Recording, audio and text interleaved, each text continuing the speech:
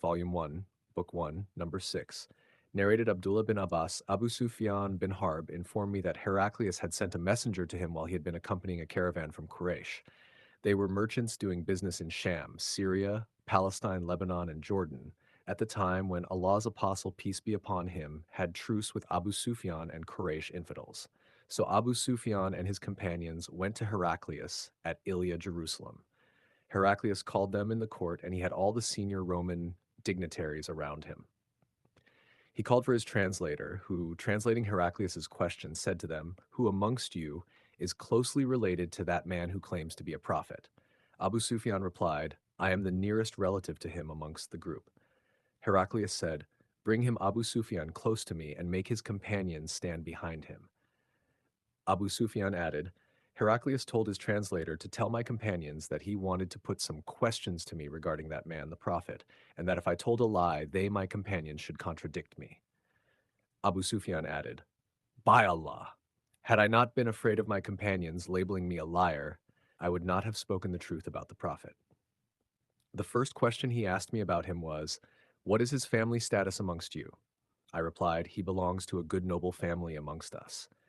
Heraclius further asked, "Has anybody amongst you ever claimed the same, i.e., to be a prophet before him?"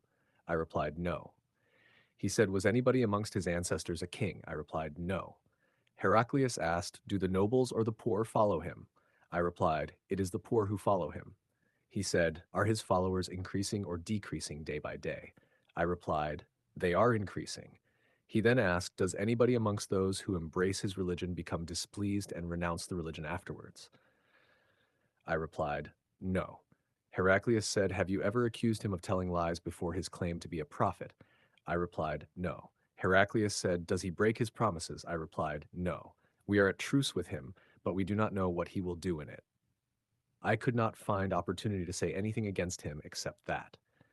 Heraclius asked, "Have you ever had a war with him?" I replied, "Yes." Then he said, "What was the outcome of the battles?" I replied, "Sometimes he was victorious, and sometimes we." Heraclius said, "What does he order you to do?" I said, "He tells us to worship Allah and Allah alone, and not to worship anything along with him, and to renounce all that our ancestors had said. He orders us to pray, to speak the truth, to be chaste, and to keep good relations with our kith and kin."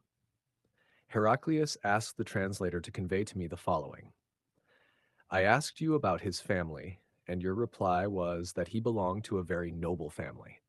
In fact, all the apostles come from noble families amongst their respective peoples. I questioned you whether anybody else amongst you claimed such a thing.